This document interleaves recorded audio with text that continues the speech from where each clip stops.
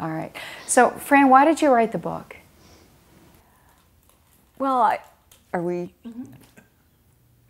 originally, I found this big box of T-shirts that we had made for bands. Nobody had ever seen these shirts, and I thought, maybe I'll just give them out to my grandchildren. But then I thought, maybe I should record them all, and so we decided we would take pictures of them and make a little Apple book. And then everybody I spoke to said, "But I want to see those T-shirts." So I decided then that I would make a book that was just about the T-shirts and just take pictures.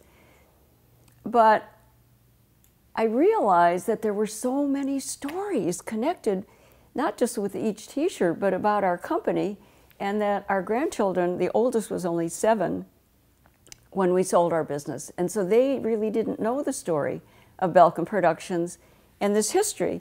And so it sort of morphed from just a little T-shirt book into a full-blown book. Was this something like literally you were cleaning out the attic or just... Literally, I usually store my tax returns in a paper bag in the attic, you know, each year. And I saw this big box sitting there. I thought, what on earth is in that? And I pulled it out. And we had displayed them all at the 35th anniversary of Belkin Productions at Public Hall. And after the party, I guess Stacy had just put them in a box and given them to me, and they had gone from my other house to this house and just ended up in the attic. I had been involved in making these shirts. That was part of my job. So I had saved one of every shirt I made. And so I had a really comprehensive collection, which Barry Gable filled in what I didn't have.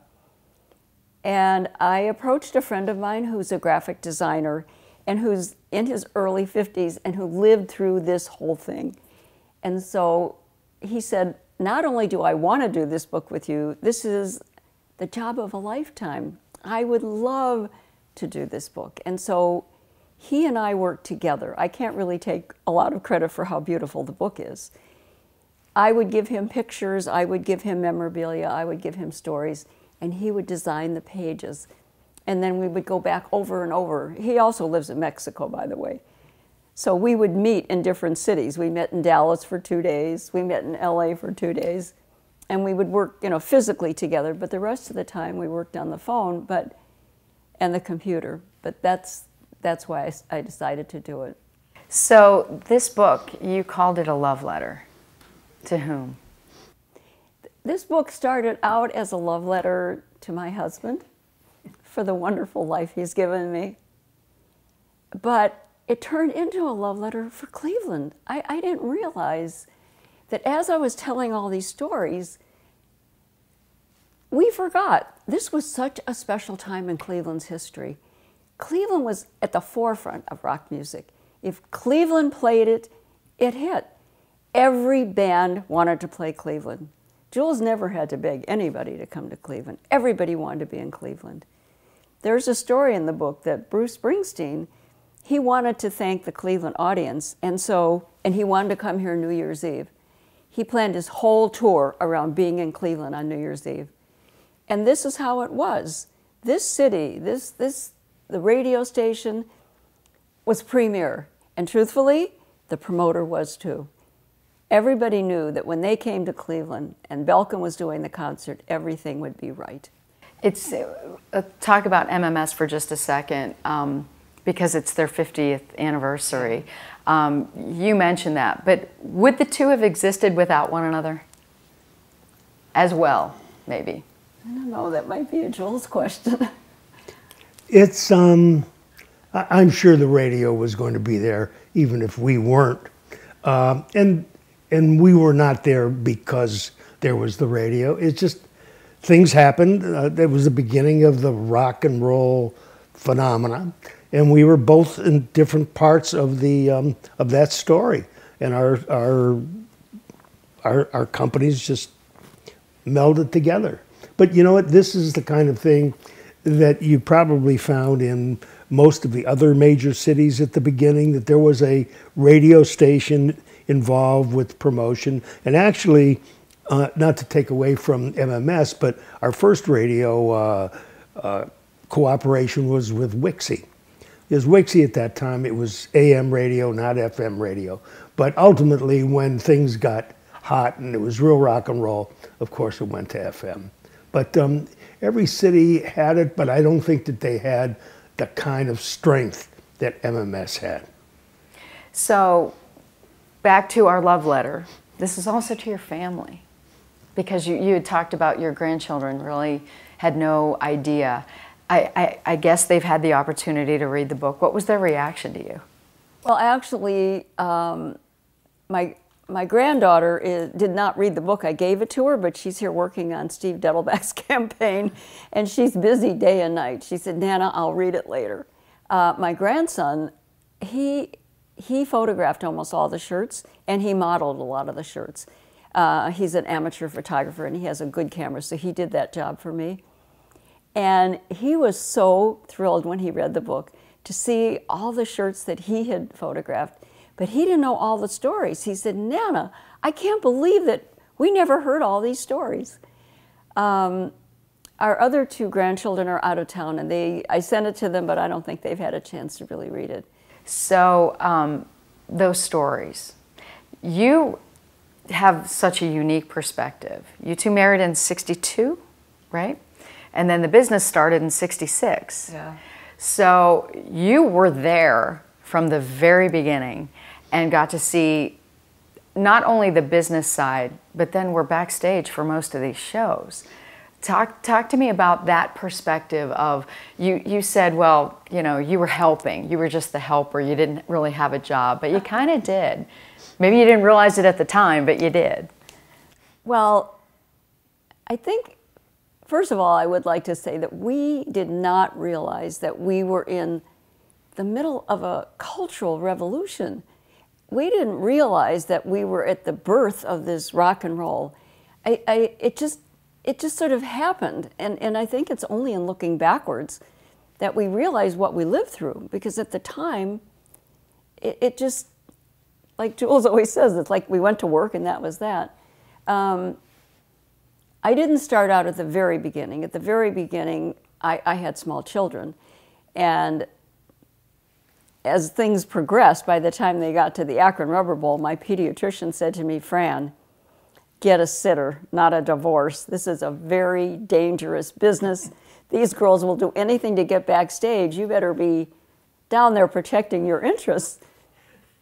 And I did. I mean, I was happy to have permission because, truthfully, going with Jules was a whole lot more fun. It was the big noose. The ball and chain was backstage. Is that what you're right. saying? I admit to it.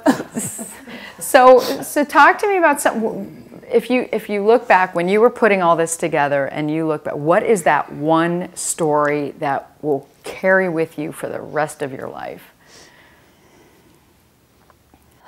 Well, there's a lot of stories like that. It's hard to say, but if you ask me what was my favorite first concert, for example, Jules had said to me, get a sitter because there's this guy that's going to play the Allen Theater. His name is Bruce Springsteen, I think. He said, and I hear he's supposed to be good.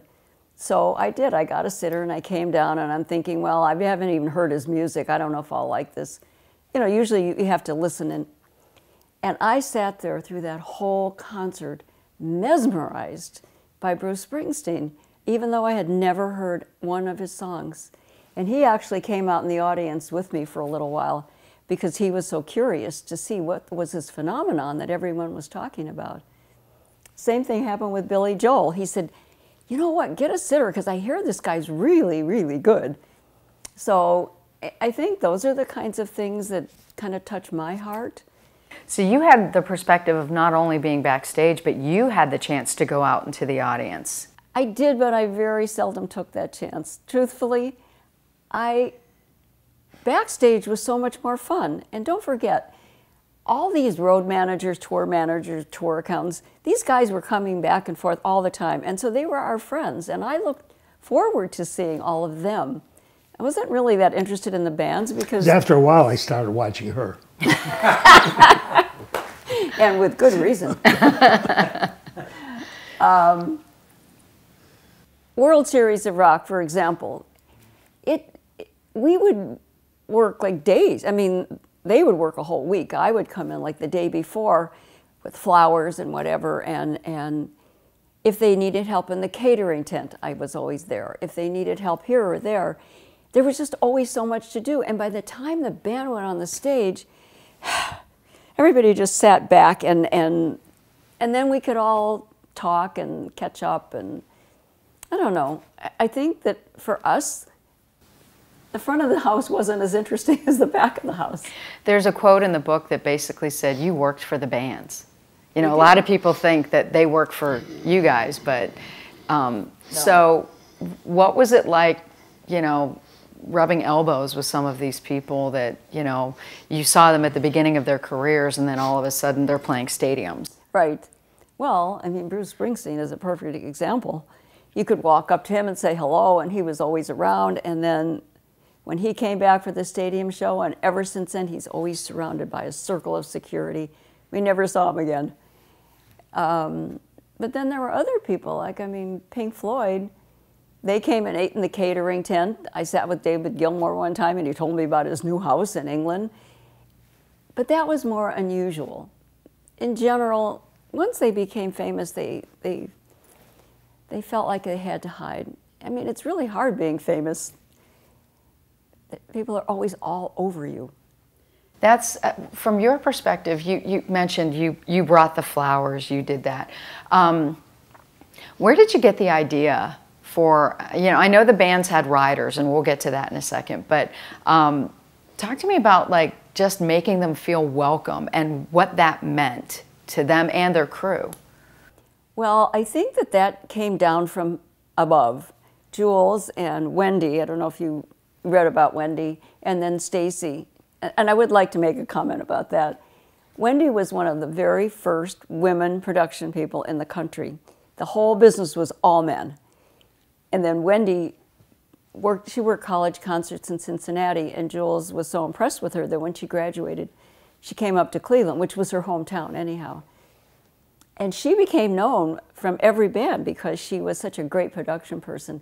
And she was the one, and Jules, they would think, well, what can we do to make it really nice? And so we would go to Mutual Display and pick out carpeting and plants and benches and things to make like a little village feeling. And then they decided later on, I think we were putting in pinball machines and hot tubs and anything to make their time at that stadium not boring and unhappy. We wanted them to feel good before they went on stage. And we wanted to give them a good impression of Cleveland. And I think this is why Jules had that kind of a reputation with the bands.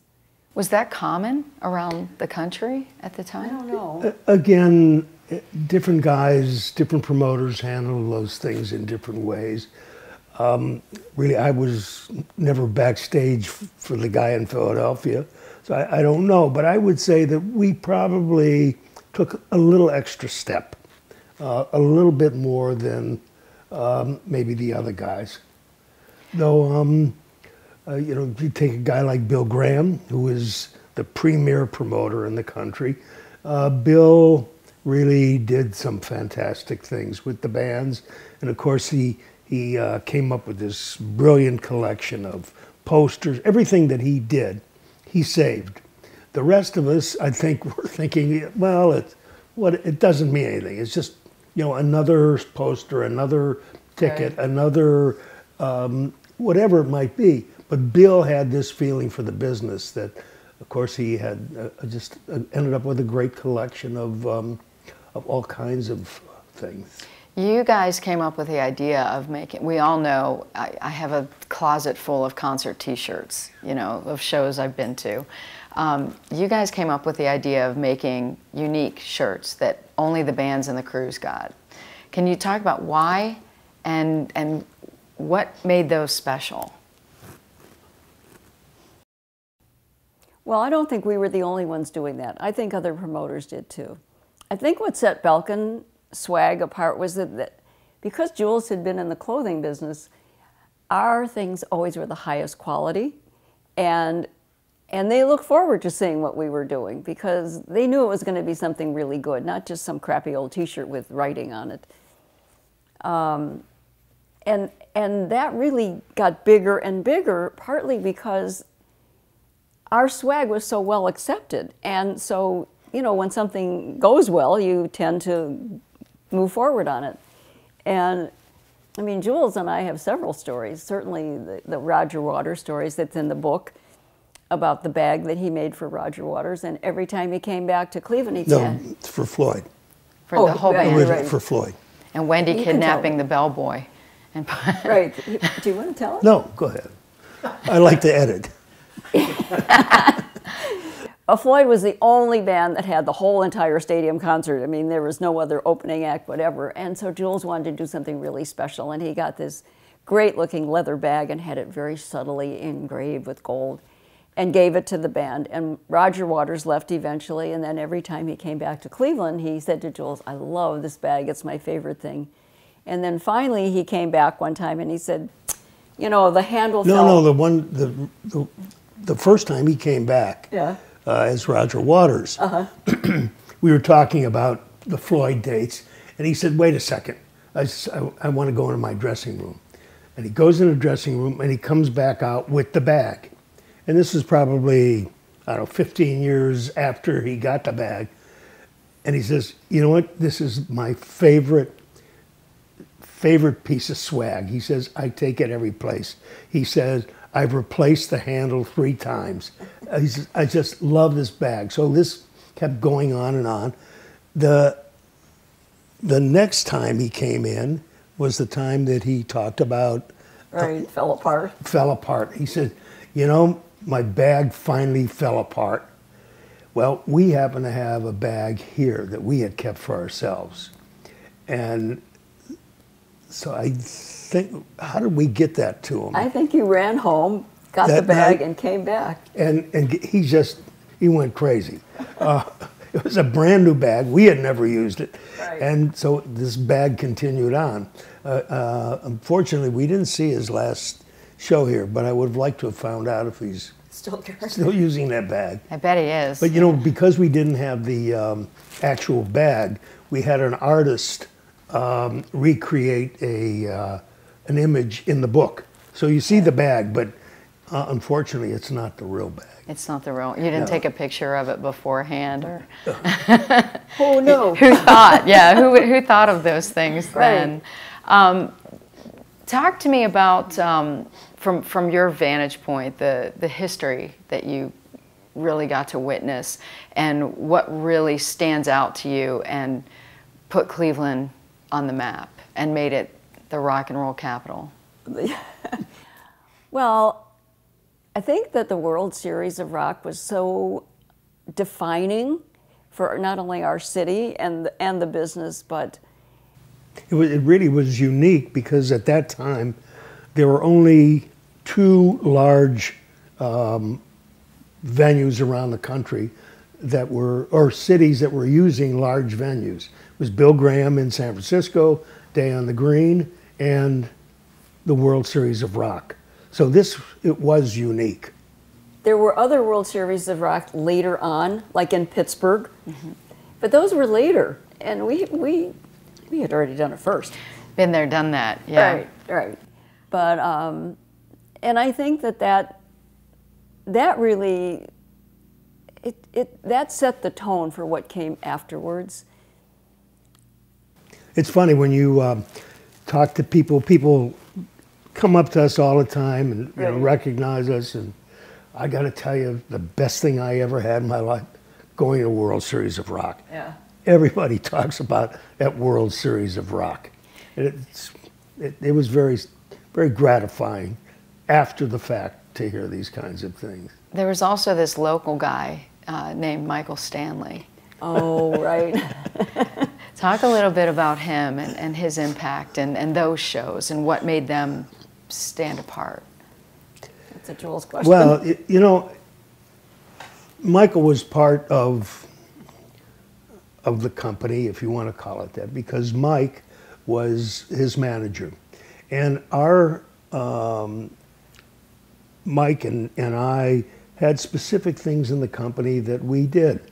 I would do the, after a while, did the booking, the marketing, the operations, etc.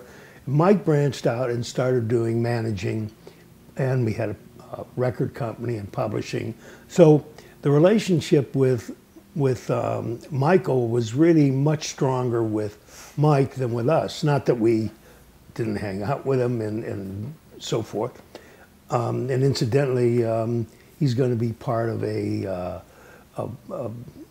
signing, a book signing that Fran's going to be doing. He's going to be the moderator. The record launch, or book launch. Book launch. But anyhow, just as a regular person and not taking him as a musician per se, he is really an extremely kind, caring, generous, bright.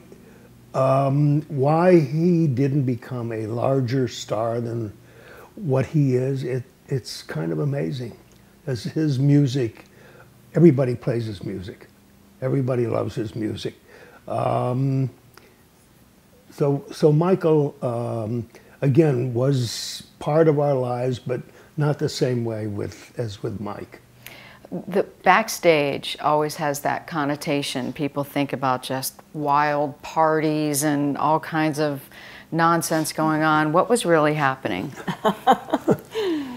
It was work, and it was hard work. The parties, actually, we had, and I tell a lot of party stories in the book, and they were not wild, drunken, drug-infested parties. We would have parties for a band if they had 2 nights in Cleveland. So the first night, they weren't going anywhere, so we would have a party for them if we had a relationship.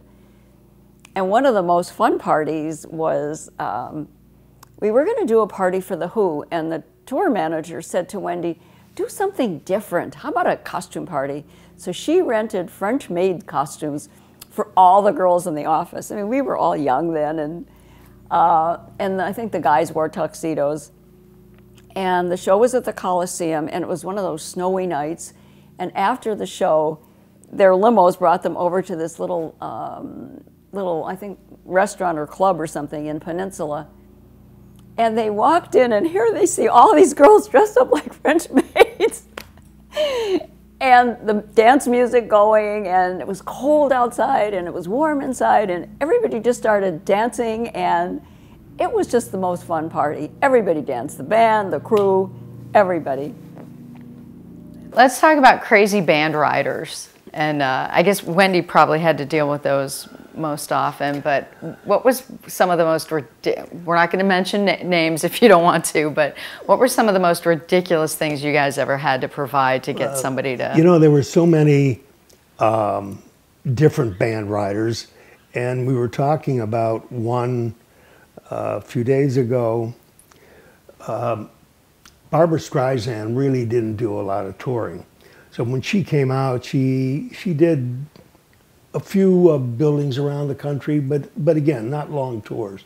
And so happened she, I think it was around 92, 93, she did a tour and played Detroit, Palace at Auburn Hills. And we were partners with another promotion company up there, Cellar Door Productions. So we worked together on that particular project. The rider came in. It was almost 100 pages.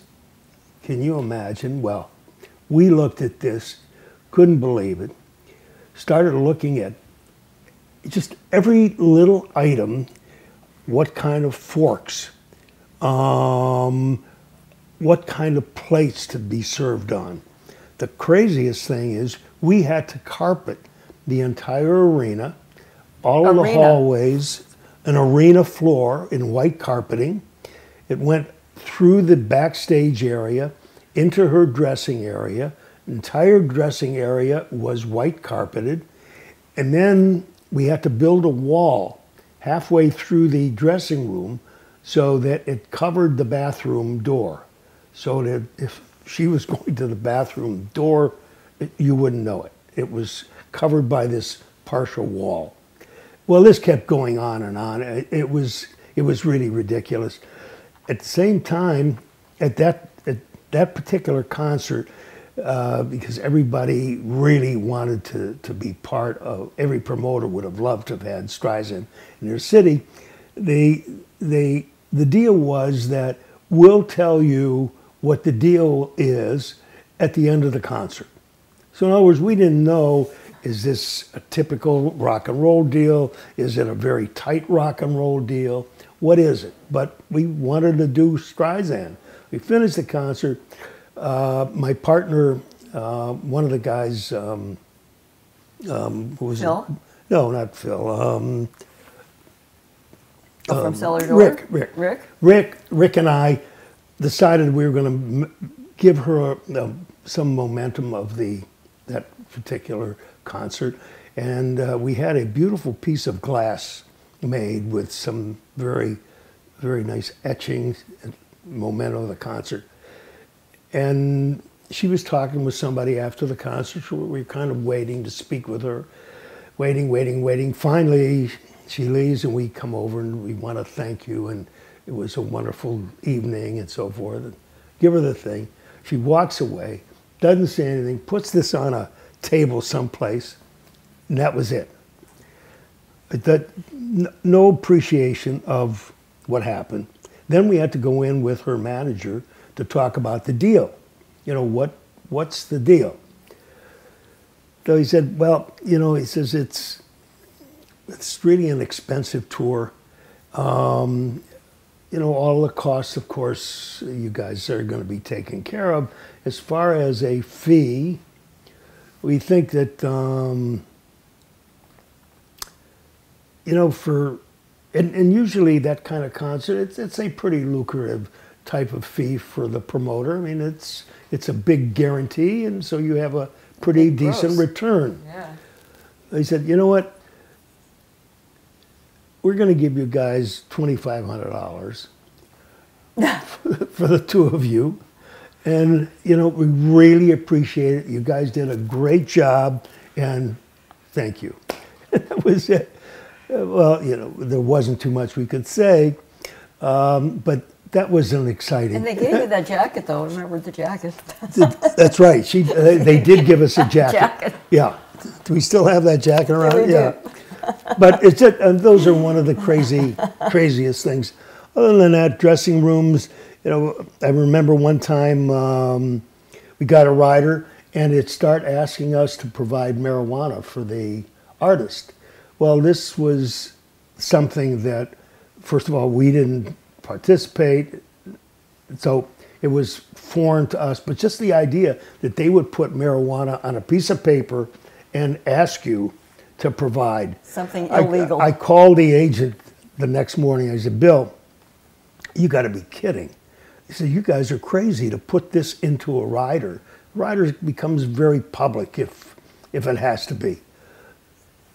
That same day, we got a revised rider, and of course the marijuana was out. But it started, we had to provide crew socks, and then we started having to do their laundry. Just stuff that really was becoming more personal as opposed to a band rider. And over the years, when Aerosmith finally got off the drug scene and wanted to really live clean, everything was had to be organic.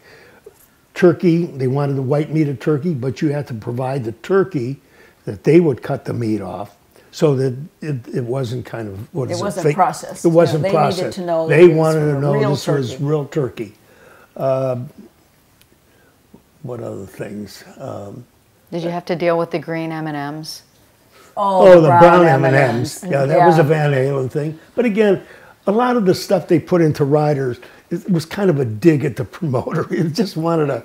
Just to aggravate. Just to aggravate. And, you know, if somebody made up a bottle of wine, a brand, and we're looking all over, could not find this bottle of wine.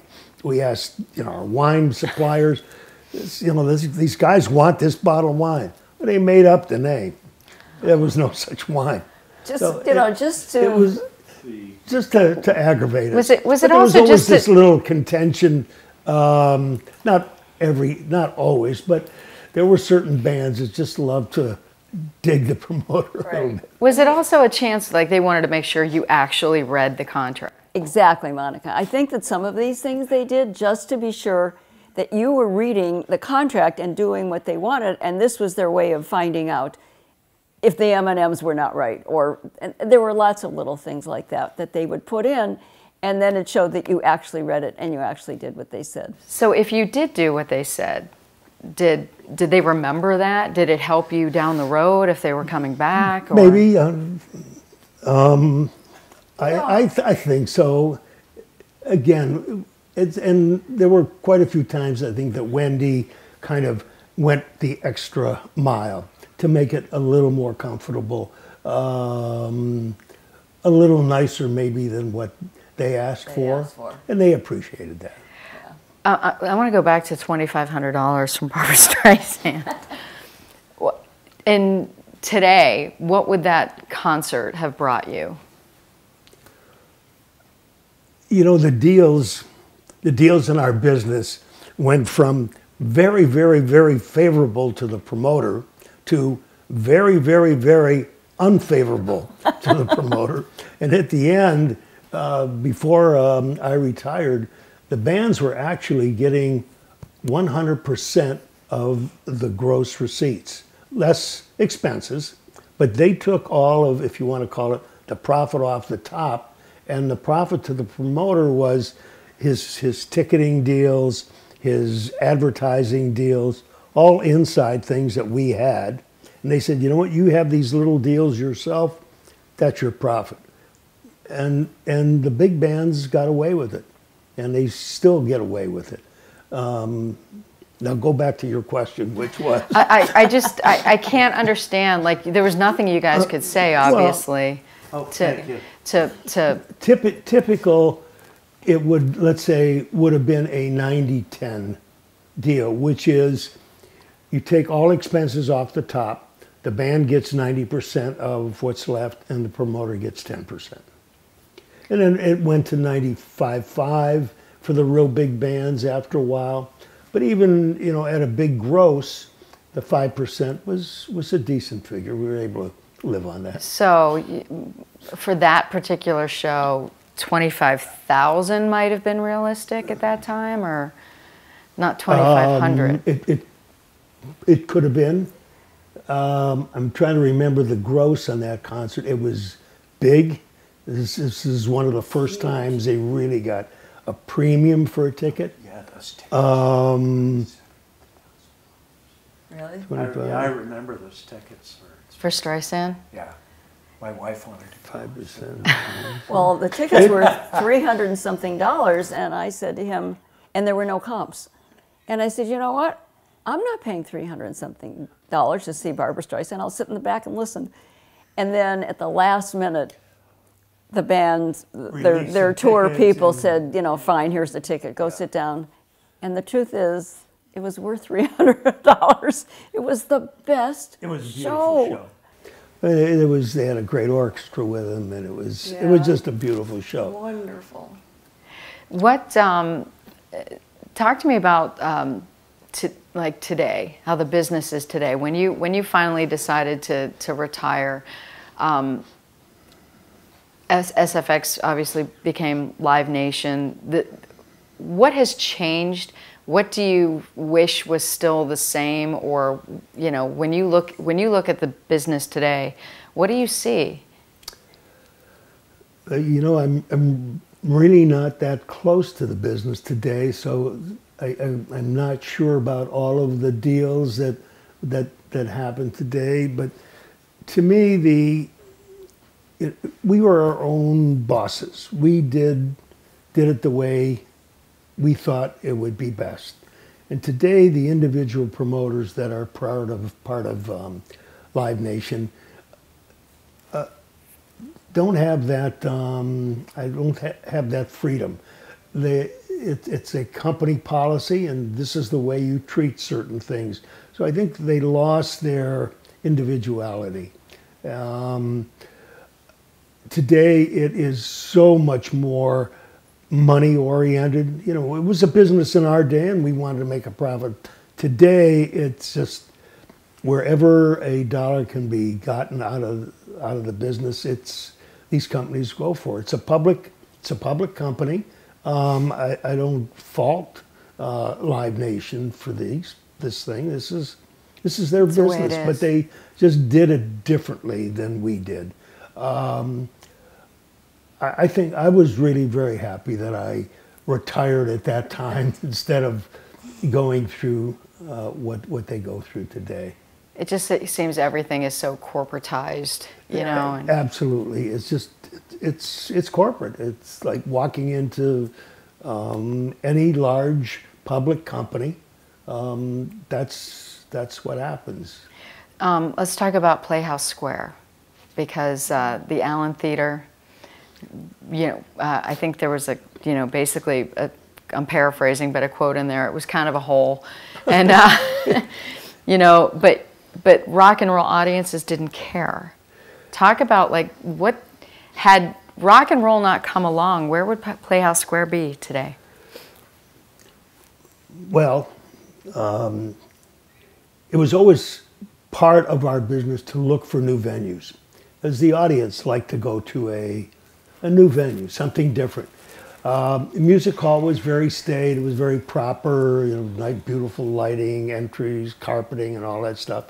But as rock got a little heavier, and the audiences got a little heavier, we started looking for other places. And as Clevelanders know, Playhouse Square was in a state of disrepair. They were supposed to, all of the theaters, the 4 theaters, were supposed to be torn down. And they actually were going to be torn down, and we were able to persuade them to let us use the Allen Theater in the interim, before this would happen. The Allen Theater was about, 2,500 seats. Chairs were falling apart. All of the cushioning was decimated. If you went out into the alleyway next to the theater, there were more rats outside than people inside. It was an amazing place, but the audience just loved it because it was very free. It was very they didn't have to feel that they were in a real concert hall. It was their hall, not our hall. So Playhouse Square, of course, after that, we played maybe 10, 15 concerts at the Allen Theater over a few years. And Gina Vernacci, who is now the vice president over there, said that if it weren't for you guys providing some income to the Playhouse Square group, we probably would have lost those theaters. So he said, we kind of thank you, because look what came out of those few lousy concerts at the Allen Theater. Playhouse Square really has been very kind to us over the years. We've done quite a few concerts at the State Theater, somewhat at the Palace. After a while, the Allen wasn't as important, but we've always had a great respect for their group of people, very, very professional.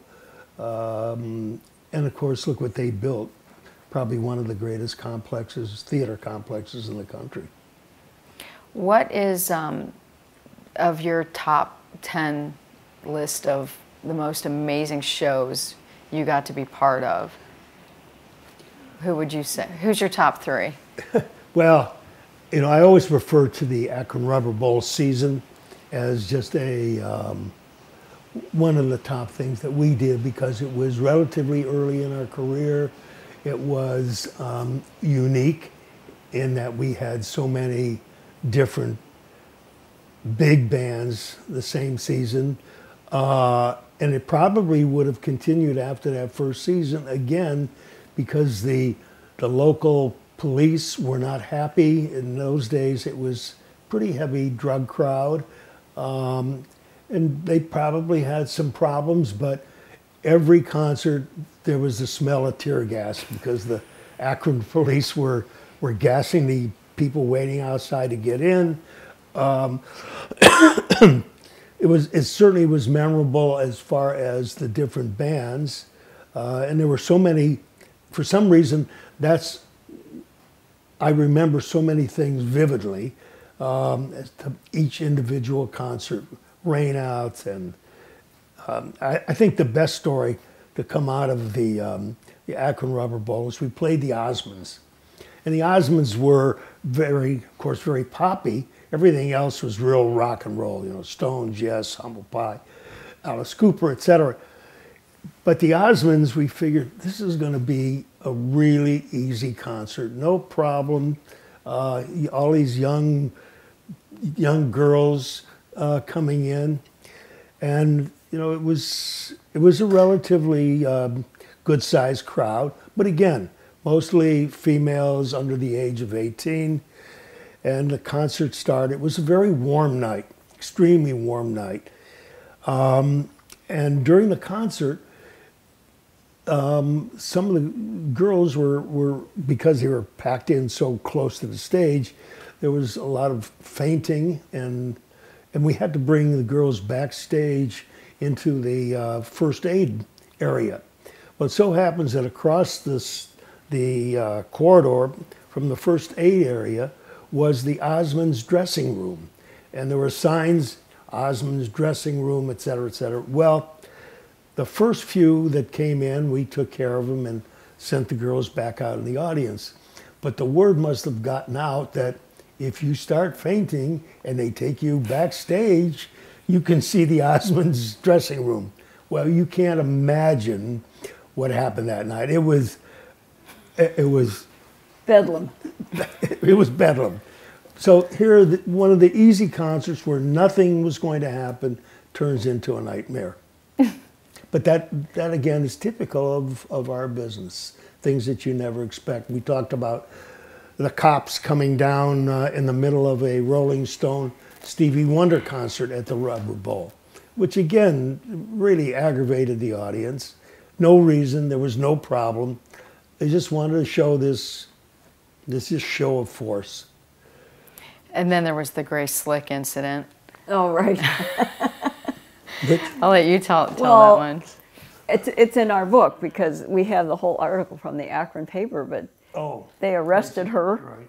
And I think she must have hit one of the policemen, and so they took her in for... They booked her for something, right. And you know, 2 o'clock in the morning, I was at the police station bailing her out. Was she grateful? Yeah. No, that was the Grateful Dead. Oh. No, there were so many stories. Chicago concert was not doing that well, but again, Chicago, wonderful band. And in those days, we didn't have the sophisticated roofs on stages that they do today. It was kind of 4 pieces of iron with a canvas over the top. And they required a baby grand, Steinway baby grand. No, it wasn't a baby grand, it was a 10-foot grand. 10-foot grand. And right in the middle of the concert, it came down like crazy. Rain, the top fell in, the roof fell in, the piano had 2.5 inches of water in the piano. Well, of course, we had to stop the concert and postpone it. Meanwhile, everybody's tickets got so wet, and they were little cardboard tickets.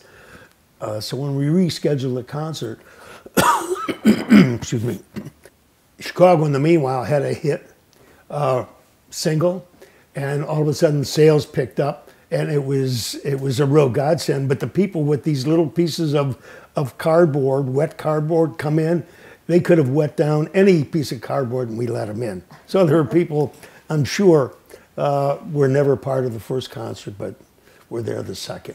I know you can't, there's a part of the book where you're talking about counterfeit tickets and how you dealt with that, which is priceless. Counterfeit tickets, because the business, again, was very unsophisticated. Tell the story about the guy out in the parking lot with the... Oh. Well, when we were doing Legend Valley, which is down south at around Columbus, huge parking lots, very unpaved, stones, The venue itself sat in a very green valley, beautiful setting. Counterfeit tickets. Counterfeit tickets, right. But at that time they were using Ticketmaster tickets. That was the Ticketron was the precursor to Ticketmaster. Anyhow, we found that tickets were being counterfeited, again, on any kind of paper, on cardboard, bad printing. You couldn't even read the printing, but because, again, a general admission show, people come in so quickly, your ticket takers just don't take a good look, and they cut the ticket and let people in. But I was really getting aggravated after a while because we would look at the drop of the tickets and see all these counterfeits. So I figured I'm going to go out and do my own little police job out in the parking lots, because that's where all these tickets were being sold. We had an idea that that's what was happening. So I went out in the parking lot, had a couple plainclothes guys following me, and sure enough, we could spot these groups of people, and that's where we found the counterfeit ticket sellers. Well, we got one young guy, and I was so aggravated at the time. I said, you know what? We're not going to prosecute you. We're not going to put you in jail, but give me your shoes. I said, I'm taking your shoes, and from here on, you want to go home barefoot? That's great. And that was it. You can walk home. You can walk home. Through that stone-covered... Yeah, that stone-covered, wherever he was from. Who knows where he was from, but I had his shoes. And counterfeiting was just, it was a big problem in the business for about 4 or 5 years. And finally, they started doing ticketing that was pretty tough to duplicate. Yeah. But we were making tickets with gold insets, and we were really innovating ticketing. And in those days, a lot of ticketing was not necessarily automated, so we could do whatever we wanted. But well, now those tickets are collector's items, because my husband has a huge frame of them. Really? Yeah, the majority all say Belkin Productions. I could have used that for my book. Where were you? Yeah, I should have known. I'll send you a picture so you can have it. Well, it was also the ticket thing at the stadium with a Faces concert. Anyhow, it was we started seeing well, what happened was after a show we would count the drop. It's, that's the way we did it, and. Art Modell was kind of a partner with us. Art was a great guy to work with. About 2-3 days after the concert, he calls me and said, Jules, I want to see you in my office. Okay. He said, you know, we can't understand. We have 3,000 more tickets than you reported being sold. He said, you know, what happened? Yeah, why didn't you pay me? Well, no, he didn't say that. Oh, okay. He said, what happened? I said, let's take a look. Let's take a look at the tickets. Where's tickets? And he had all these cut tickets. And sure enough, there were 3,000 counterfeit tickets. So after that, we started paying more attention to people coming in and slowing down the lines. The Rock and Roll Hall of Fame, we've got the new class coming. From your perspective of who's in this nominee group, who do you think needs to be in there? Well, I can't do that because I'm one of the voters, or I have a ballot. There's about 650 ballots that are the real ballots. These are the ones that count. Not to say that all of the public, but all of the public nominees amount to one ballot. So you could have 600,000 people voting, but that's only one ballot. So our ballots are very, very special. Well, Fran, do you have a ballot? I don't have a ballot. So you can comment. And I don't even know who the nominees are. I haven't paid attention. This is his deal. That's it. Roxy Music? Roxy Music, The Cure, Def Leppard, The Zombies, MC5, Rufus with Shaka Khan.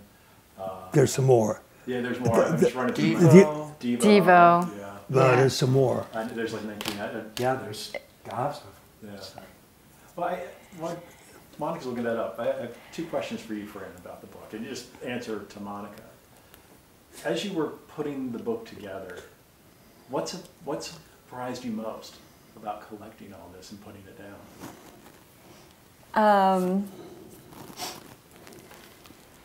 It's a hard question. Surprised me most.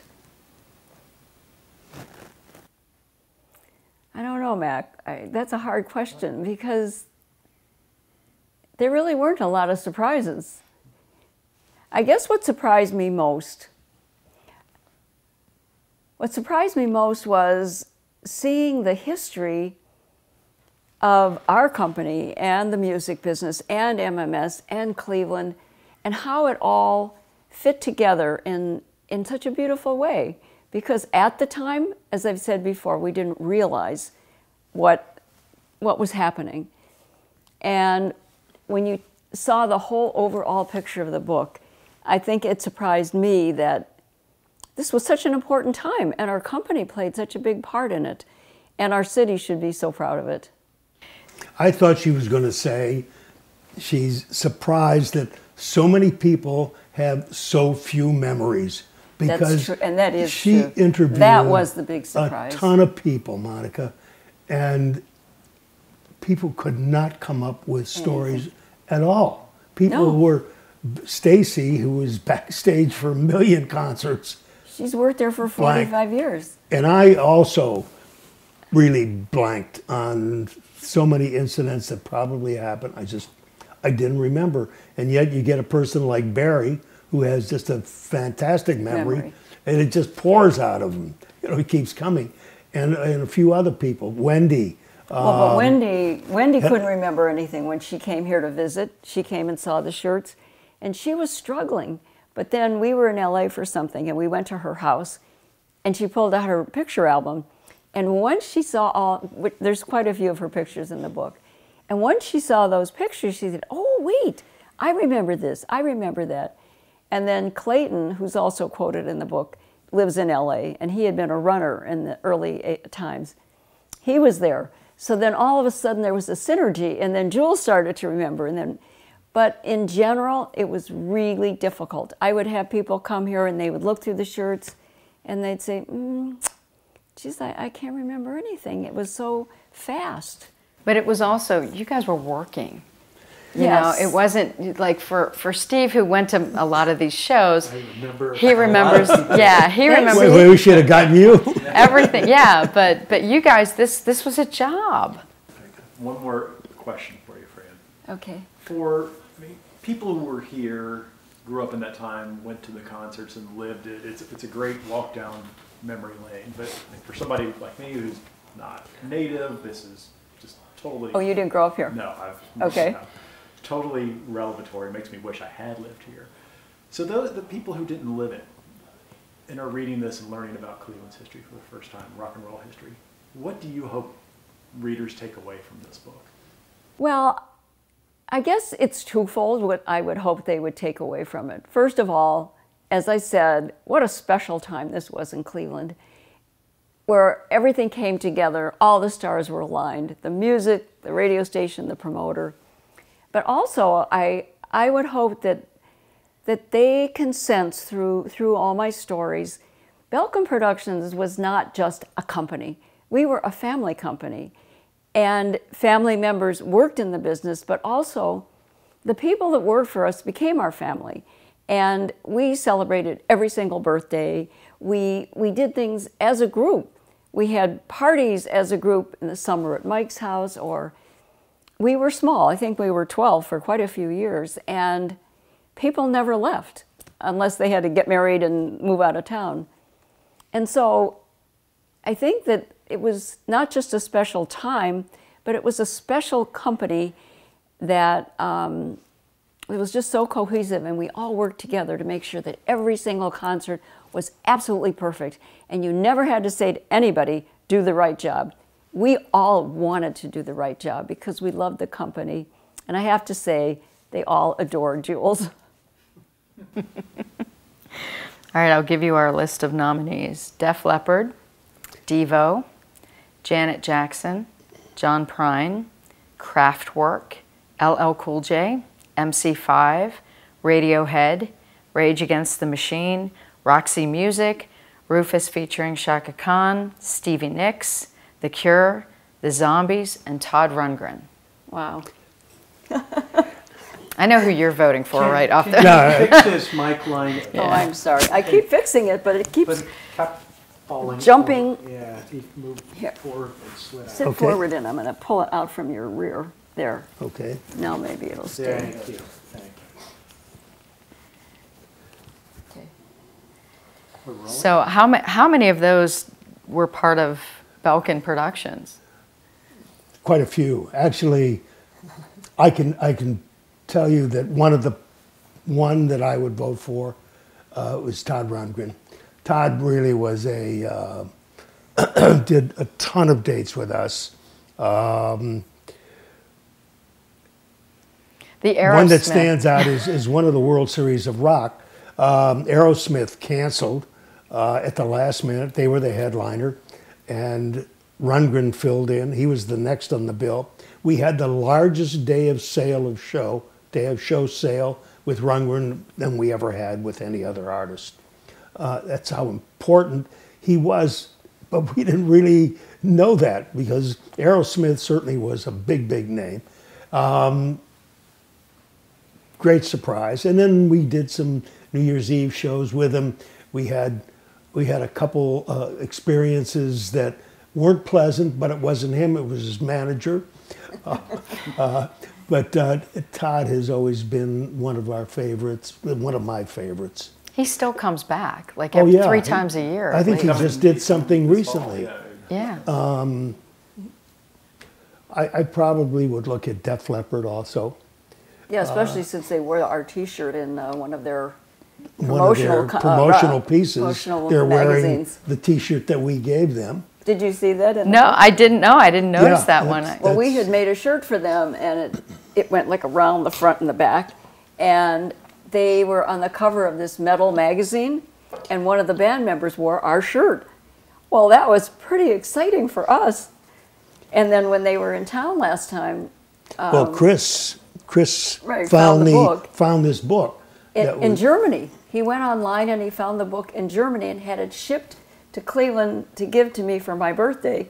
And so when Def Leppard came to town, which they luckily were coming to town like 3 weeks later, they all signed the book. I have it upstairs. If we walk upstairs, I'll show you. Yeah. Oh, yeah. Oh, that's awesome. So if they get inducted into the Hall of Fame, I hope they wear our shirt. How about Devo, local band? Are you allowed to talk about this? it doesn't matter. I Okay. just the more I thought about it. Listen, I'll throw you off the- I'm only He's one, not saying who he's voting for, except Oh, okay. except for Todd. Yeah, But I knew you were yeah. going to say that.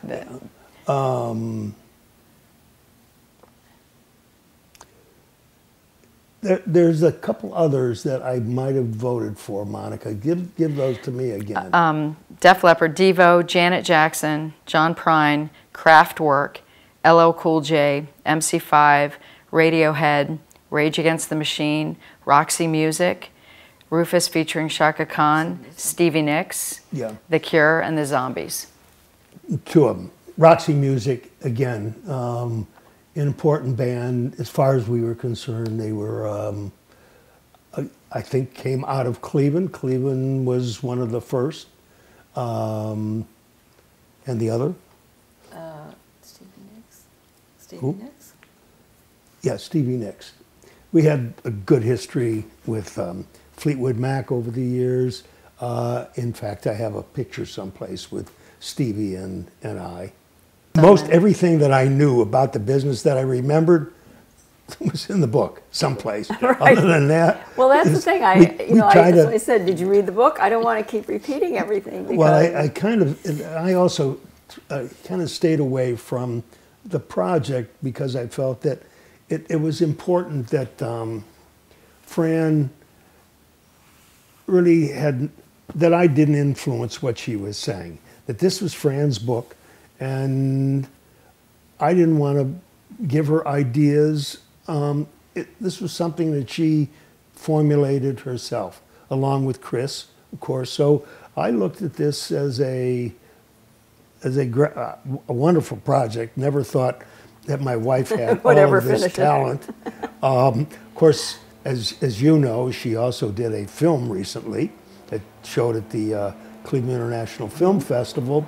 So all of this talent at one time kind of gave me a different feeling about my wife that I never knew. And That mistake actually wasn't so bad. I watched from afar.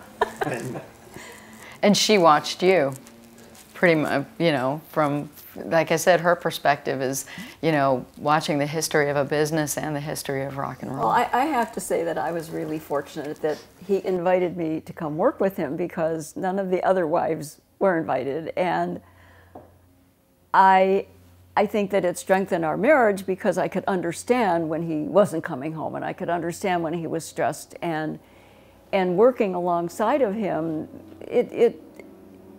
I just felt very fortunate that I was welcomed.